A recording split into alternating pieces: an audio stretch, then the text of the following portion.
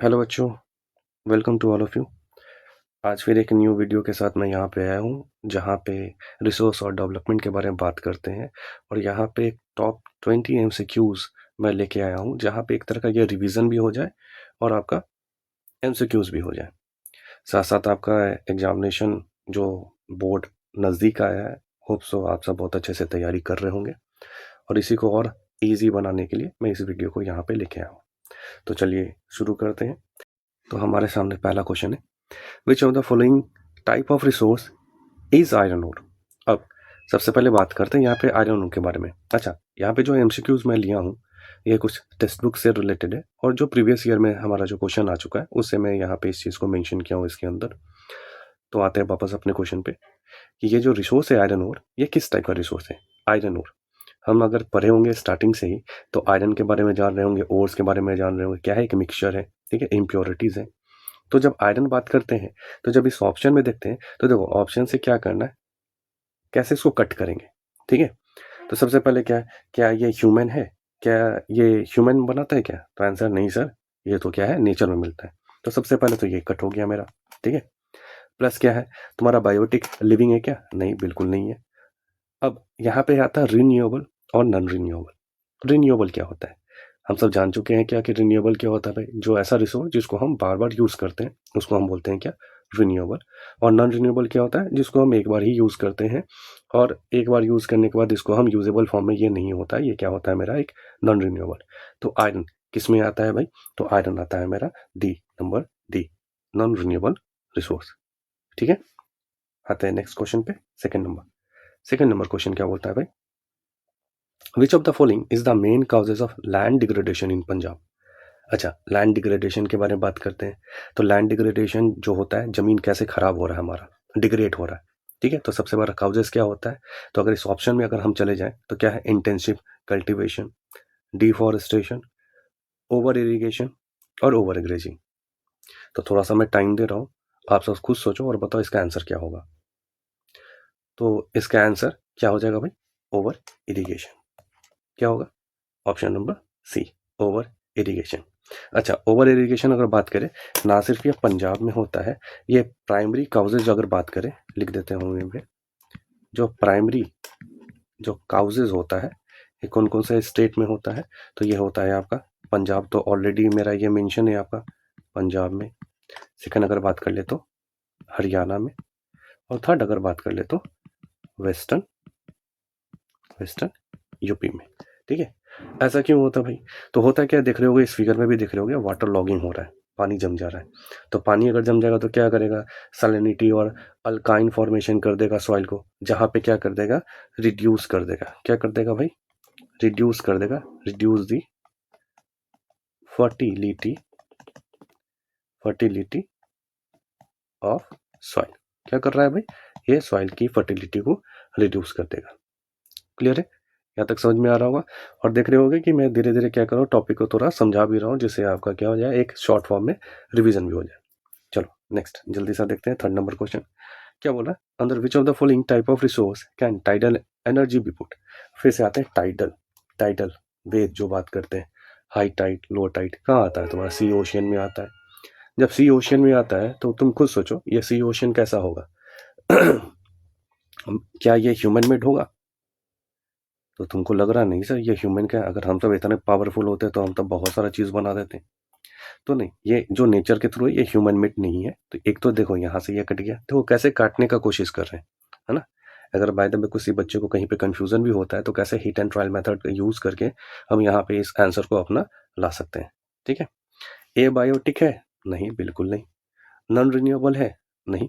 तो आंसर आ जाएगा रिप्लेनिशेबल, मतलब क्या है, रिन्यूएबल फॉर्म में होता है, रिप्लेनिश करता है, ये बार बार आ सकता है, ठीक है।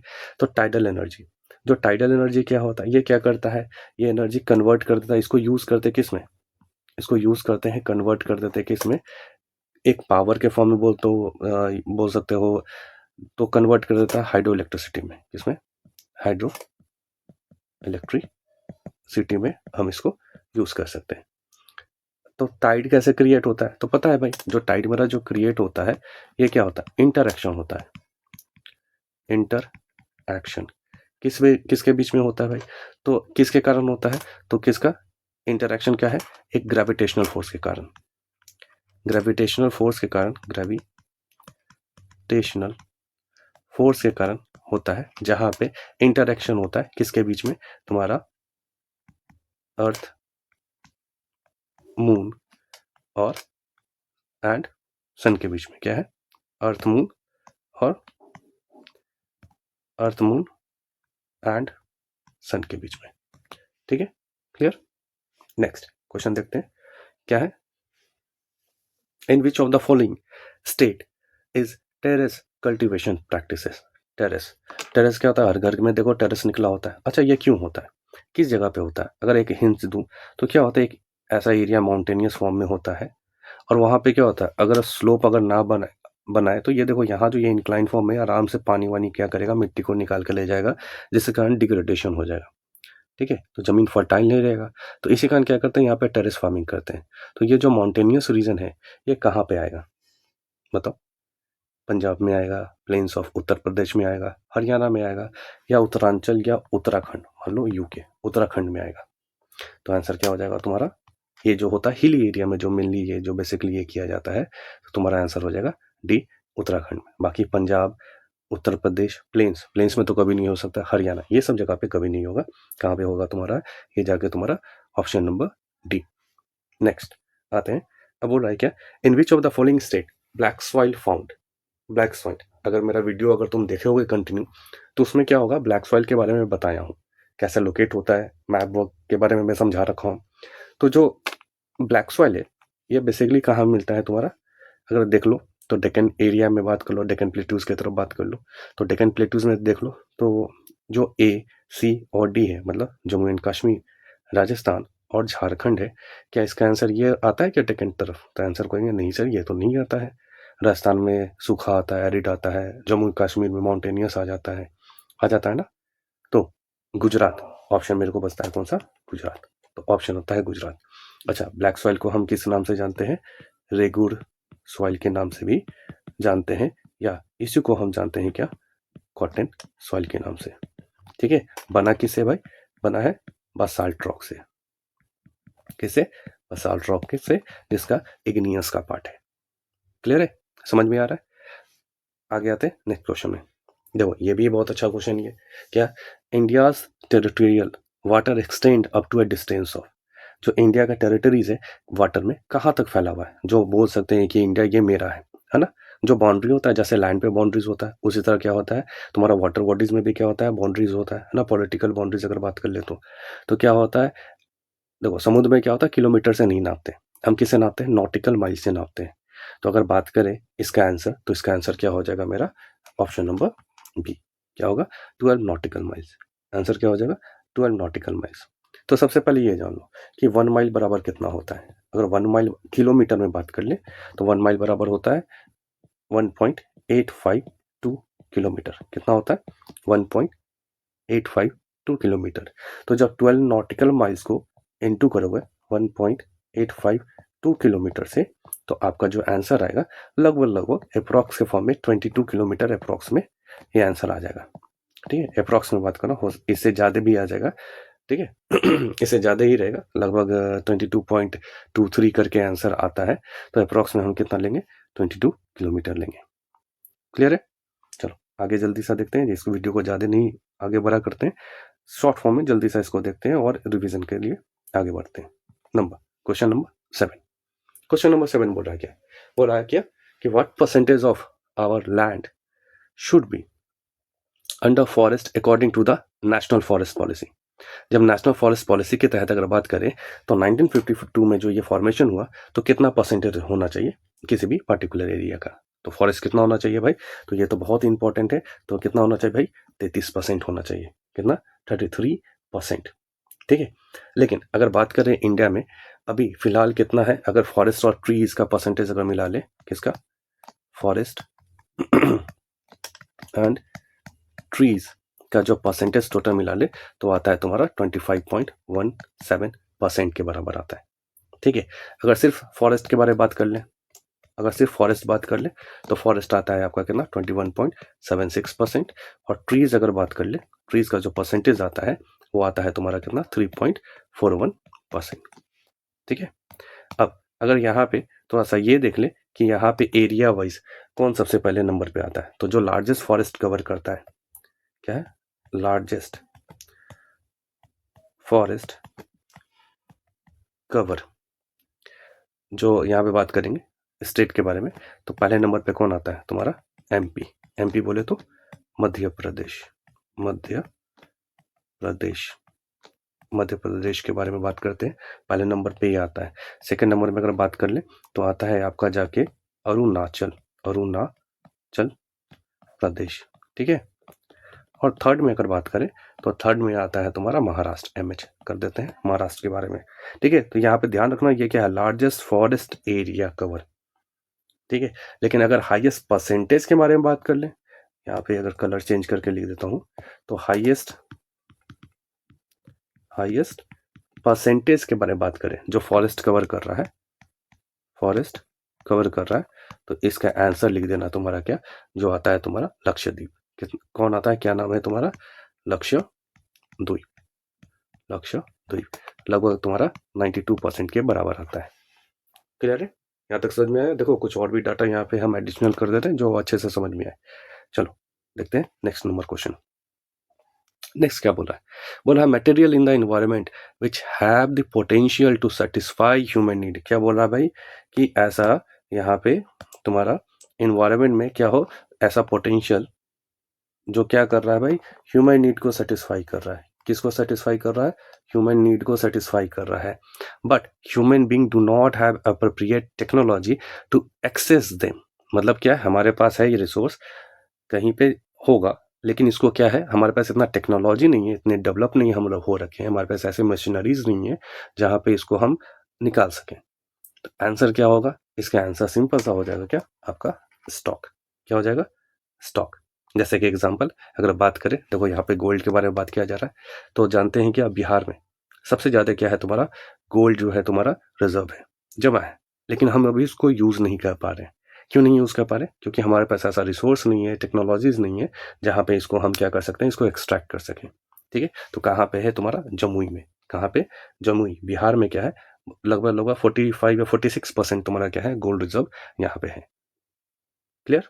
चलो आगे देखते हैं, आगे आते हैं। देखो यहाँ पे एक चीज और ऐड कर दी है हम, असर्शन और रीजन के बारे में। क्या है असर्शन रीजन, कैसे बनाते हैं, बहुत सारे बच्चे इसमें कंफ्यूज होते हैं। तो करना कुछ नहीं है, सिंपल से क्या है ना, पहले सिंगल सिंगल पढ़ो इसको, असर्शन और रीजन को।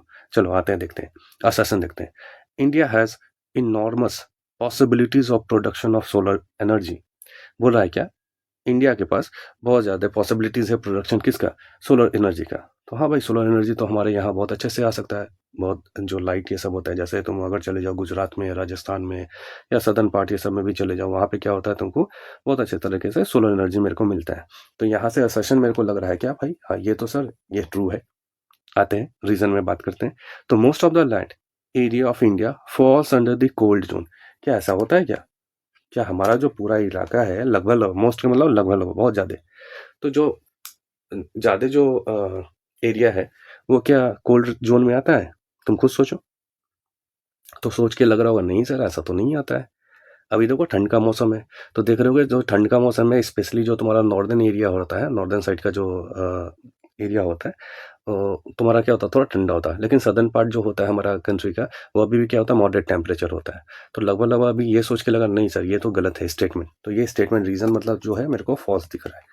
अब देखो खोजते हैं ऑप्शन, कहाँ दिख रहा है, क्या मतलब मेरे को असर्शन ट्रू और रीजन फॉल्स। तो देखो ए असर्शन कहाँ पे मिल रहा है, सी नंबर पे मिल रहा है ना, हाँ सी नंबर पे, तो C number assertion is true and R is false. Clear है। तो इस तरह असर्शन रीजन अगर बात करें तो पहले क्या करना, असर्शन को देखना, रीजन को देखना, फिर उसके बाद ये देखना कि क्या जो रीजन है वो असर्शन से मिलता है कि नहीं मिलता है। तब वहां पे आगे जो ऑप्शन मिलेगा उस हिसाब से फिर तुमको उसका आंसर मार देना। ठीक है। चलो आगे देखते हैं ना। 10 नंबर, 10 नंबर क्या बोल रहा है, देखो यहाँ पे तो मैं पिक्चर लगा दी हूँ, तो पिक्चर देख के तुमको कुछ ना कुछ थोड़ा पहले से ही समझ में आ जा रहा होगा। चलो 10 नंबर पे देखते हैं, अ soil type which is form by the weathering of volcanic. देखो यही लाइन से तुमको समझ में आ गया, क्या बोल रहा है, वेदरिंग ऑफ वॉल्केनिक रॉक। अभी जस्ट यहाँ पे थोड़ा देर कुछ क्वेश्चन पहले मैंने समझाया था, तो ये अब तुम्हारे दिमाग में स्ट्राइक कर गया होगा, हाँ सर अभी जस्ट आया था, जो बेसाल्ट रॉक का फॉर्मेशन करता है। तो ये कौन सा आ जाएगा भाई, कौन सा, ब्लैक सॉइल। कौन सा आंसर आ जाएगा इसका, ब्लैक सॉइल। तो ये क्या होगा, जो तुम्हारा वेदरिंग ऑफ वोल्केनिक रॉक और जो रिच इन मिनरल्स होता है वो ऑप्शन हो जाएगा नंबर क्या, तुम्हारा ब्लैक सॉइल। और ये क्या होता है, किसके लिए ज्यादा इंपॉर्टेंट होता है, क्वेश्चन ये बार बार पूछता भी है कि भाई ब्लैक सॉइल किसके लिए फेमस होता है, या तुम्हारा कॉन्सेप्चुअल बेस्ड क्वेश्चन में दे देगा, ठीक है। तो आ जाए तुम्हारा क्या, कॉटन सॉइल, इसी को रेगुर सॉइल के नाम से भी जानते हैं। आते हैं नेक्स्ट 11 नंबर। 11 नंबर अगर देखें तो ये हु बहू क्या है, अगर चले जाओ तो देखते होगे ये अगर एनसीईआरटी अगर इसको ओपन करोगे तो तुम्हारा लैंड यूटिलाइजेशन में ये इसका मेंशन कर रखा है टॉपिक में। तो अगर देखो तो क्या लिखा है भाई, area sown more than once in an agriculture year plus net sown area, बिल्कुल वही लाइन को छाप रखा है ये। तो क्या है यहाँ पे ये जो मेंशन किया हूं मैं, ये क्या है कि वंस इन एन क्या है agriculture year plus net sown area, इसको हम क्या बोलते हैं, तो याद रखना इसको हम बोलते हैं क्या, ग्रॉस क्रॉप्ड एरिया। क्या बोलते हैं इसको, ग्रॉस क्रॉप्ड एरिया, ठीक है।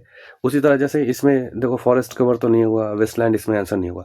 नेट शोन क्या होता है, नेट शोन अगर बात करें कि भाई जो मेरा फिजिकल क्वांटिटी में तुम्हारा बोल सकते हैं कि जो तुम्हारा लैंड है फिजिकली है और उस पर हम कोई भी क्रॉप को हार्वेस्ट कर रहे हैं, शोन कर रहे हैं, उसी को बोलते हैं क्या, नेट शोन एरिया, ठीक है। एक तरह का लैंड कल्टिवेटेड एरिया बोलते हैं, या एक बार जो इसको लैंड कल्टिवेट करते हैं इसको नेट शोन एरिया के टर्म में कहलाता है, ठीक है। तो इसका क्या होगा 11 का डी। आगे आते हैं, the book small is beautiful यहाँ क्या बोल रहा है, स्मॉल इज ब्यूटीफुल। तो स्मॉल इज ब्यूटीफुल किसके द्वारा लिखा गया, गांधी जी के द्वारा, सुमाचर के द्वारा, कार्ल मार्क्स के द्वारा, या राजेंद्र प्रसाद के द्वारा। देखो ये बहुत इंपॉर्टेंट क्वेश्चन है, पूछ सकता है बुक के बारे में। तो आंसर क्या जाएगा तुम्हारा, सुमाचर के द्वारा। क्लियर है, चलो आगे देखते हैं। अबे क्या, रेड सॉइल। रेड सॉइल के बारे में बात करें तो रेड सॉइल अगर पढ़े तो मैप में भी हम सब देख चुके हैं कि रेड सॉइल कहाँ मेरे को मिलता है। तो रेड सॉइल बोला जा रहा है कि रेडिश क्यों होता है, क्यों कलर होता है, तो बताओ क्यों होता है। तो अगर ऑप्शन अगर देखें तो लिखा है क्या, हाई क्ले कंटेंट, क्या है, प्रेजेंस ऑफ कंकर नोड्यूल्स इन दी सबसॉइल। सी अगर बात करें डिफ्यूजन ऑफ आयरन, देखो कुछ तो लग रहा है ये ऑप्शन में सी में कुछ तो लगा, क्या बोला है, diffusion of iron in igneous and the metamorphic rock. और डी है तुम्हारा हाई मॉइस्चर कंटेंट तो ऑप्शन से ही तुमको समझ में आ रहा होगा, ऑप्शन क्या हो जाएगा तुम्हारा, ऑप्शन नंबर सी। क्या हो जाएगा भाई, ऑप्शन नंबर सी। क्या होता है इसके अंदर, diffusion of iron in igneous and metamorphic rock. तो क्या होता है, रेडिस क्यों हो जाता है भाई तो रेडिस इसलिए हो जाता है क्योंकि क्या फॉर्मेशन करता है ये, फेरिक ऑक्साइड का फॉर्मेशन कर देता है। क्या कर देता है ये, फेरिक ऑक्साइड का फॉर्मेशन कर देता है, जो क्या होता है हाइड्रेट, जो आयरन होता है कंपाउंड टर्न रेड किसमें भाई, ऑन हाइड्रेशन। हाइड्रेशन के फॉर्म में क्या होता है, लाल हो जाता है फेरिक ऑक्साइड के प्रेजेंस में, इसी कारण इसको बोलते हैं ये लाल कलर में हो जाता है। इसका अगर फॉर्मूला लिख दो तो Fe2O3, ठीक है। नेक्स्ट आते हैं, बोल रहा है which of the following is correctly match. हाँ देखो इस टाइप का भी क्वेश्चन तुम्हारे एग्जाम में आ सकता है। क्वेश्चन ये आ रहा है कि इनमें से कौन मिल रहा है, करेक्टली मैच है। अगर आते हैं एरिड सॉइल, अगर एरिड सॉइल अगर बात करें तो वेस्टर्न घाट में मिलता है क्या, नहीं बिल्कुल भी नहीं। वेस्टर्न घाट में अगर बात करें तो तुम्हारा लेटराइट सॉइल ये सब मिल जाता है तुम्हारा। लेटराइट सॉइल अगर बात करें डेजर्ट एरिया में, बिल्कुल नहीं, ऐसा तो नहीं हुआ, ये तो एरिड सॉइल मिलता है भाई। ब्लैक सॉइल हिमालयन रीजन में होता है, बिल्कुल भी नहीं। तो लास्ट कौन ही बच गया तुम्हारा, एलुवियल सॉइल। हाँ तो गैंगेटिक प्लेन में तुम्हारा कौन मिलता है, तुम्हारा एलुवियल सॉइल मिलता है, जो क्या होता है तुम्हारा मोस्ट फर्टाइल सॉइल होता है, ठीक है। समझ में आ रहा होगा, चलो आगे नेक्स्ट देखते हैं। Total geographical area of India क्या होता है। तो टोटल जियोग्राफिकल इंडिया अगर बात करें तो क्या होता है भाई, ये रटा हुआ चीज़ है, ये तुमको बार बार पढ़े होगे, 6 से 10 तक अभी तक आ गए होगे, तो बार बार ये चीज़ तुमको दिया है। तो कितना होता है भाई, 3.28 मिलियन स्क्वायर किलोमीटर। अगर एरिया वाइज बात करें तो इंडिया कितना होल्ड करता है रैंक, इंडिया अगर रैंक होल्ड करता है तो इंडिया रैंक जो होल्ड करता है वो क्या एरिया वाइज में 7th रैंक पे आता है। तो 1 से 6 में कौन होता है, पता है आप सबको, तो देख लो यहाँ पे 1 से अगर बात करें तो 1 पे कौन आता है तुम्हारा, रशिया आता है। सेकंड पे अगर बात करें तो कौन आता है तुम्हारा, कनाडा आता है, ठीक है। थर्ड पे बात करें तो कौन आता है, चाइना आता है। फोर्थ पे अगर बात करें तो क्या होता है तुम्हारा, यूएसए आता है। फिफ्थ पे अगर बात करें तो क्या आ जाएगा तुम्हारा, ब्राज़ील आ जाएगा, ठीक है। सिक्स पे बात करें तो ऑस्ट्रेलिया आ जाएगा, और 7th पे बात करें तो हमारा प्यारा सा भारत, इंडिया, ठीक है। तो ये है तुम्हारा यहाँ पे एरिया वाइज, क्लियर। आगे बढ़ते हैं, नेक्स्ट क्वेश्चन अगर देखते हैं तो नेक्स्ट क्वेश्चन में क्या बोला, which one of the following human activities has contribute most in land degradation. Land degradation, सबसे ज्यादा जमीन खराब। तो देखो यहाँ पे पिक्चर से लग रहा होगा, तुरंत आंसर पकड़ में आ गया, अरे सर क्या तो ऐसे ही हिंट्स मेरे को मिल जाए बोर्ड के एग्जाम में तो 20 में 20 लेके आ जाए, है ना, ऐसा ही सोच रहा होगा, लेकिन नहीं, ऐसा नहीं होगा। यहाँ पे ये जो पिक्चर मैं लगाया हूँ इसलिए लगाया हूँ कि आप जब पढ़ो तो थोड़ा दिमाग में तुम्हारा इमेज जब जाएगा ना तो और अच्छे से समझ में आ जाएगा। तो क्या हो जाएगा आंसर, इसको देख के ही आंसर लग रहा है क्या तुम्हारा, डिफॉरेस्टेशन। डिफॉरेस्टेशन क्या होता है पता है, फॉर क्या होता है, cutting large amount trees in a particular area, इसी को हम क्या बोलते हैं, क्या, डिफॉरेस्टेशन। क्लियर है। आगे नेक्स्ट अगर देखें, बात करें 17 नंबर क्वेश्चन, तो 17 नंबर क्वेश्चन में क्या बोल रहा है, इन जून 1992, बहुत ही इंपॉर्टेंट, और याद रखना ये तुम्हारा क्या था, 2 से 3 नंबर में यह क्वेश्चन पूछ भी देता है, ठीक है, इसके बारे में कि भाई इसके बारे में बताओ क्या होता है। इसके अंदर एजेंडा 21 भी आया था, ठीक है, तो इस चीज़ को अपना कोशिश करना क्लियर करने के लिए, और आगे भी हम क्या करेंगे, इससे रिलेटेड कुछ एक वीडियो बना देंगे, ठीक है। तो बोल रहा है in June 1992 more than 100 heads of the state met in, तो ये पिक देख के तो तुमको बहुत अच्छे से समझ में आ गया होगा, ठीक है। तो इन Brazil for the first international earth summit, तो कहाँ हुआ था भाई फर्स्ट इंटरनेशनल अर्थ समिट, तो क्या हुआ था, रियो डी जेनेरियो में, ठीक है। जहाँ पे क्या था भाई, हमारा जो पृथ्वी था बेचारा बीमार हो गया था। बीमार क्यों हो गया था भाई, ओजोन लेयर क्या होता है, एक होल हो गया था, जिसके कारण क्या था, यूवी रेज हमारे पृथ्वी में आना स्टार्ट हो गए थे। तो उसको प्रोटेक्ट करने के लिए, ठीक है, कैसे इसको प्रोटेक्ट करें, कैसे हम अपने इन्वायरमेंट को बचा सकें, कैसे हम अपने अर्थ को बचा सकें, तो उसके लिए यहाँ पे क्या किया गया था, मीटिंग लिया गया था। क्लियर है। आते हैं नेक्स्ट, देखो ये नंबर कितने हमारे प्यारे से गांधी जी कैसे हंस रहे हैं, है ना। चलो आगे देखते हैं, क्या बोला, dash was the famous Indian freedom fighters who made, मतलब इस क्वेश्चन में ये बोल रहा है क्या कि उन्होंने कुछ एक लाइन बोला, उन्होंने कुछ बोला, क्या बोला भाई, कि there is enough for everybody needs and not for everybody greeds. मुस्कुराहट जो इनका है, मुस्कुराहट इनका देख के ही तुमको समझ में आ गया होगा, सारे बच्चे जानते होंगे ये कौन है। तो ये किसने ये लाइन बोला था भाई, तो there is enough for everybody need and not for anybody greed, तो आंसर इज महात्मा गांधी, ठीक है। तो यहाँ पे ये इस टाइप का क्वेश्चन आ सकते हैं। देखो जितने भी इंपॉर्टेंट क्वेश्चन जो हो सकता है मैंने बनाया है, और इसको और क्या करो, अच्छे से रिवाइज करो, बार बार देखो, समझ में आ जाएगा, ठीक है ना। नेक्स्ट क्वेश्चन है आपका, cashew nut mainly grow in which soil, तो किस सॉइल में होता है कैश्यू नट, ठीक है। तो काजू सबको पसंद ही होगा काजू, तो ये मेनली बेसिकली किस सॉइल में होता है, तो लिख देना किसमें भाई, रेड लेटराइट सॉइल। कहाँ पे होता है, रेड लेटराइट सॉइल में ये तुम्हारा बन के तैयार होता है। क्लियर है। बाकी सब तो पता है कहाँ कहाँ क्या होता है, ब्लैक सॉइल में कॉटन है, एलुवियल सॉइल में क्या होता है, मोस्ट फर्टाइल सॉइल होता है, तुम्हारा क्रॉप्स ये सब बहुत अच्छे से ग्रो हो जाएगा इसके अंदर, है ना। चावल ये सब जो होता है तुम्हारा अच्छे से ग्रो होगा, तुम्हारा सब्जी ये सब बहुत अच्छे से ग्रो हो जाता है ना। एरिड सॉइल में पता है सूखा जगह पे तुम्हारा क्या होता है, तुम्हारा जो खजूर ये सब होता है, ये सब चीज़ तुम्हारा एरिड सॉइल में ये सब होता है। आगे आते हैं लास्ट, ये जो लास्ट है तुम्हारा, ये इंपॉर्टेंट क्वेश्चन यहाँ पे मैं दिया हूँ, वो क्या है तुम्हारा, ब्रूटलैंड कमीशन रिपोर्ट। ये जो ब्रूटलैंड कमीशन रिपोर्ट है ये कब आया था, तो ये आया था तुम्हारा 1980, ओह मैं आंसर ही पहले बता दिया, लेकिन कोई बात नहीं, ठीक है। क्या था तुम्हारा, ये जो ब्रूटलैंड कमीशन है, यहाँ पे क्या गया, share the idea about the sustainable development. Sustainable development क्या था, कि आने वाले फ्यूचर जनरेशन भी इसको क्या कर सके, अच्छे से हमारे रिसोर्स को यूज कर सके। ऐसा नहीं कि अभी हम पूरा एक ही बार में सबको रिसोर्स को क्या करें, एक्सप्लॉइट करें, तो फिर भाई फ्यूचर जनरेशन क्या करेगा, अच्छी अच्छी बातें फिर बोलेगा, है ना। तो जो भी रिसोर्स हम यूज़ करें एक ऐसे वे में यूज़ करें कि आगे आने वाले भी लोग इसको अच्छे वे में यूज़ कर सकें, ठीक है। तो ये कब आया था भाई, तो ये आया था तुम्हारा 1987 में। कब आया था भाई, 1987 में। क्लियर है। तो यहाँ पे एक बुक भी फेमस हुआ था, उस बुक का नाम क्या है, उस बुक का नाम देख लो, वो था तुम्हारा आवर कॉमन फ्यूचर, ठीक है। क्या था भाई, our common future. I hope so यहाँ तक आप सबको बहुत अच्छे समझ में आया होगा।